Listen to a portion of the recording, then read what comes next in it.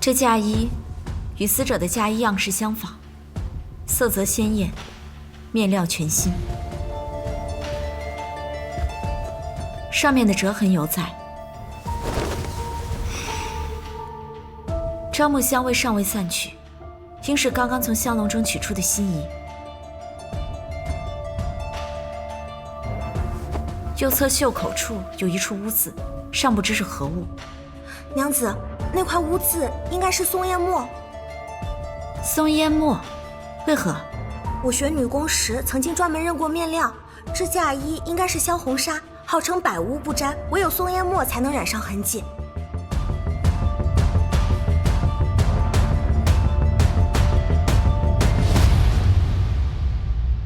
福陵，你可帮了我大忙了。此人应是身负武功，身高约6尺左右，会用左手的男子。愿闻其详。此人若是要假扮无头鬼魂，应是把嫁衣举至与头顶平齐的位置，若太高，则会显得肩背虚空。以福陵当时所处的位置来看，窗台比花仆从要高1尺左右。这嫁衣身长约4尺7寸，按照殿下刚刚演示的，站于花仆围装之上，举起嫁衣。这名男子身高至少要高于5尺7寸，才有可能将嫁衣抵摆高出窗台，让我和福陵从窗内看到的是嫁衣虚空而至的效果。行凶人只需提前穿好夜行衣，便可以将露出嫁衣抵摆的双腿藏于夜色之中。正是。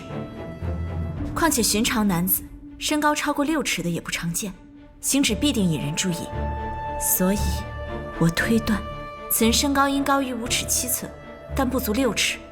那如何得知是左撇子呢？这就要多亏福陵认出这是萧红纱了。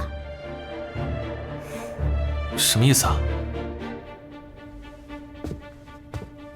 常人写字，应是右手执笔，左手拢袖，落笔左行。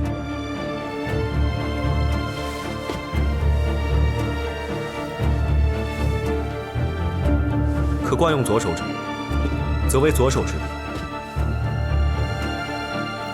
右手拢袖。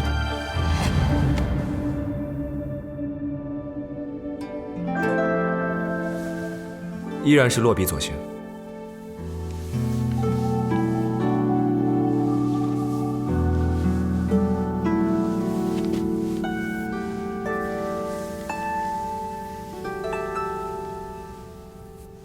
右手袖口才会沾上墨渍。这袖口处的污渍，你们分2组，在东西耳室单独问询，问询后将他们送回归处，途中禁止交谈。是。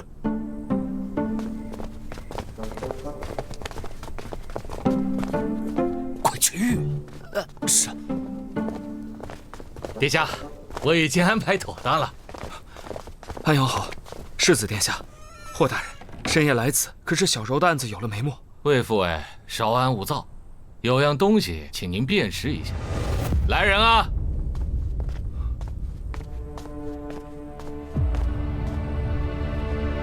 这是小柔的嫁衣。霍大人，未得宋国公府首肯，为何擅动小柔遗容？魏副委，你怎能一眼就认出这是宋娘子的嫁衣？我与小柔同行千里，朝夕相对。对这嫁衣样式再熟悉不过了，更何况这样式乃是国公夫人亲自挑选的流战白子，由京城锦绣坊用金线绣制并嵌以碎宝，全大洲仅此2件，我又怎么会认错？果然有2件，魏副委，那另一件在何处？自然是由裴家的嬷嬷收着。怎么了？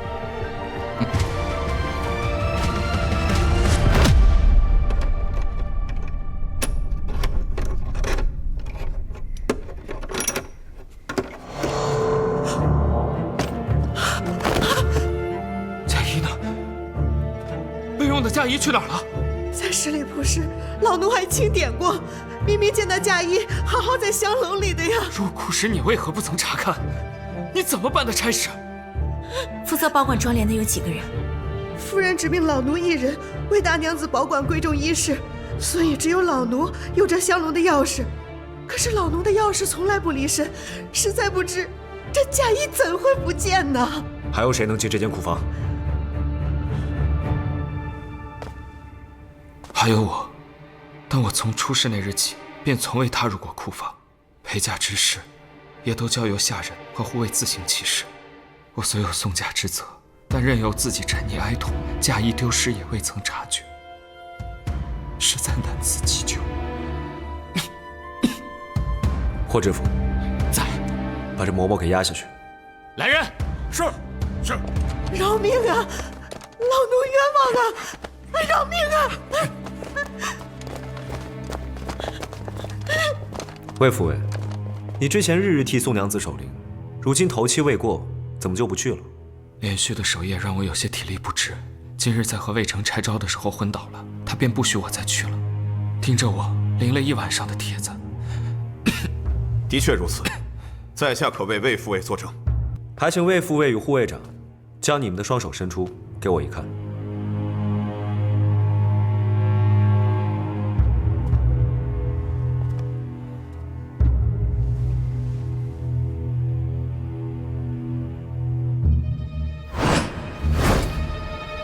魏副尉，请掌心向上。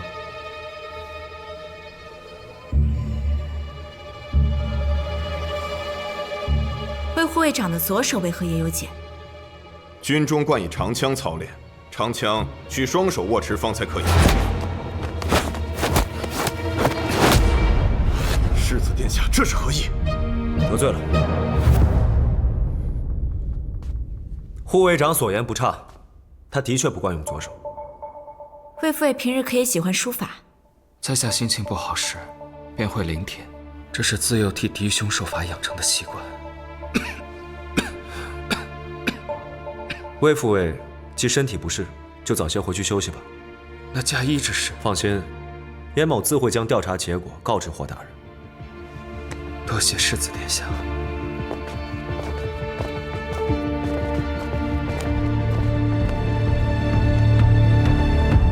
魏护卫长虽然有嫌疑，可我始终觉得魏延之似乎也有不妥。他们两人的身高和武功都符合现场的特征，也都有作案的时间和条件。殿下，习武之人修习兵器时，通常都是会用惯用的那只手吗？自然会偏爱用惯用之手，不过，除非行凶人与我一样，双手都很灵活。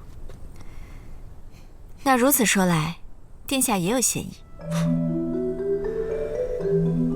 可我身高高于6尺。殿下已来荆州多日，这侯府中人对殿下的身高早已见怪不怪，自然可以来去自如。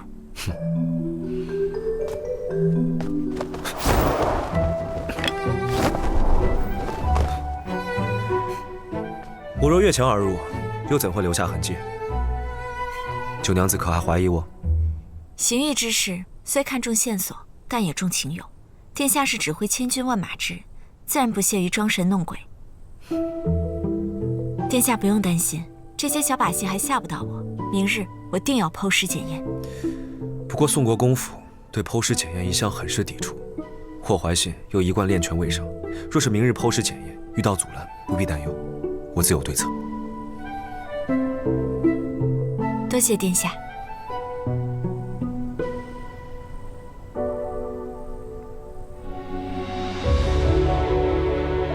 他为何这般看我？我可是说错了什么？七哥，小婉儿，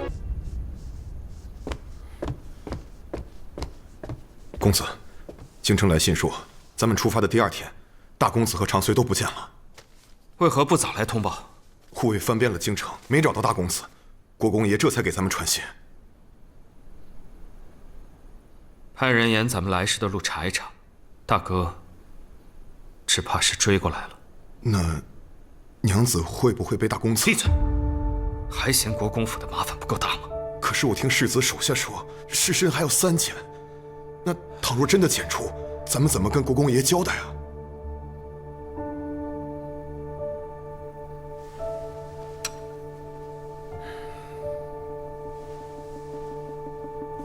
勘验的人若是不在了，国公爷自可高枕无忧。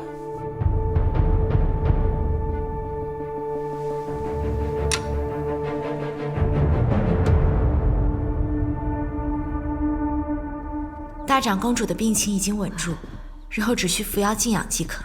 我隔日会来复诊一次。这回啊，又多亏九娘子救回了我这条老命。哎呀，九娘子啊，你若是留下来陪宁儿该多好啊！是啊，小婉儿，你留下吧。多谢夫人美意，但秦府离这儿也不远，来回很是方便。你为何每日非回去不可？九娘子尚未出阁，夜半不归家，会引人非议。小七，你的面色难看呐，是不是因为案子办得不顺呐？没有。九娘子已查出是十里庙出的事，彼时宋家队伍还未进荆州城，任谁都牵扯不到安阳侯府的头上，所以家表兄已可以洗清嫌疑。谢天谢地，真的是谢天谢地。九丫头啊，你真的是我们侯府的小福星啊！不知道该如何来感谢你。自从来了荆州城，我还未出去玩过。今夜秋夕游园会，我很想去逛逛，可否请大长公主和我家祖母说个情？哎呦，那有什么难的？我立刻就派人告知你的祖母去。今晚你也别回秦府了，就让小七呢陪着你，还有宁儿一起去玩。遵命，我保证陪小婉儿玩得痛痛快快的。还有魏府哎，我看他整日闷闷不乐的，怕是还在忧心案情，难以解脱。可否让他一同前往？对哦，那个魏府的庶子无端摊上这一档子事儿，也挺倒霉的，也不知如何跟宋国公府去交代。看样子也怪可怜的。去吧去吧。一谢亭姑祖母呢？我也去。去，通通都去玩。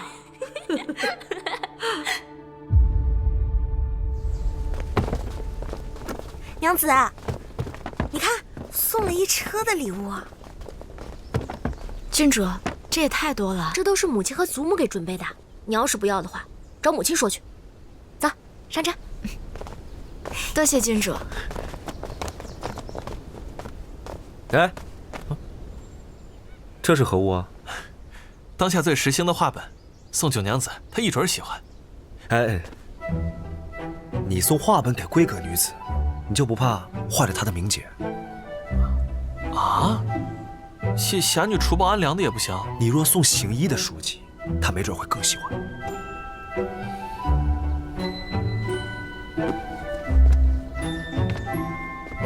快回去吧。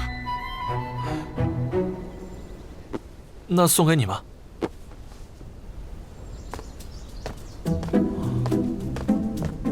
七哥，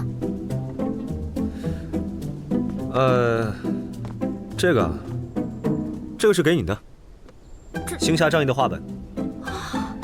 哦，对了，日后送九娘子的事就交由我亲自做。凭什么？就凭你打不过我。我总有一天会打败你的。我等着。出发。切！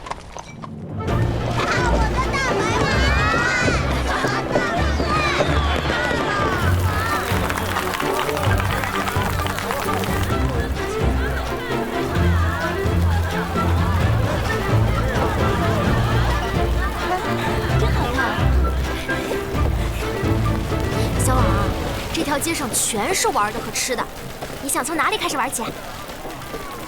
哎，我哥和七哥呢？一下车就没看到他们。哎呀，不管他们了，咱们自己玩吧。郡主，你快看那个灯，哇，真好看！那个小兔子好可爱啊！哎呀，娘子快看，还有皮影！走，我带你们去玩。快点！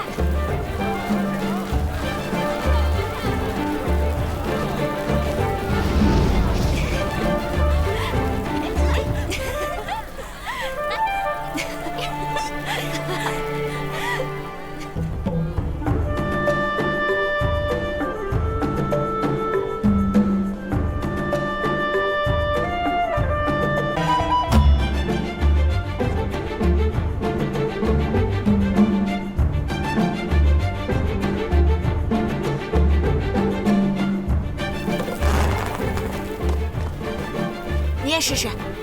不了。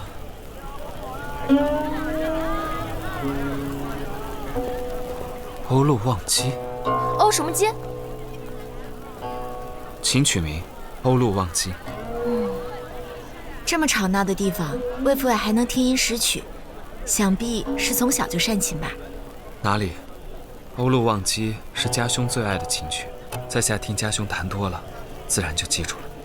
那令兄可是从小便学琴？家兄是魏府的嫡长子，深得母亲和宋国公的看重。国公也为了他，请了京城最好的琴师教他和小柔。这次若不是他临行前驯马摔断了腿，本该由他来送嫁的。左手中指第2节关节和大拇指关节处都有厚厚的茧。据宋国公府的下人说，宋娘子的确善琴。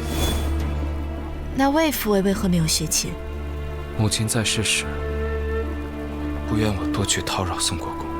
哎呀，既然出来玩，大家就开开心心的嘛，不要说这些伤心的事。世子殿下找不到我们，肯定会着急。我和魏妃去那边逛逛，你们去寻他们，来找我们会合。这怎么行？还是请九娘子和郡主在此稍等片刻，再下去寻世子。只是，我想先去寻那操琴之人，所以请九娘子和郡主要多等一会儿。去吧去吧，人别走丢了就行。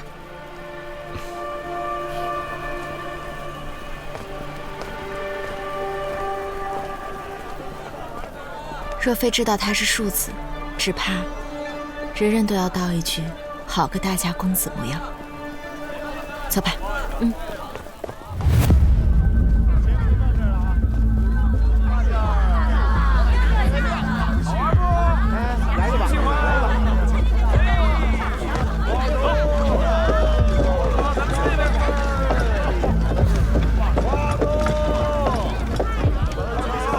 傅莲，你去引郡主离开。不行，我要在这儿保护你。我和殿下约好了，他会暗中保护我，你不用担心我。去吧。这个好看。郡主，你快看，那个上面的蝴蝶好好看呀！我们去2楼看吧。行，小婉儿。小婉儿呢？她去找世子殿下了。你放心吧。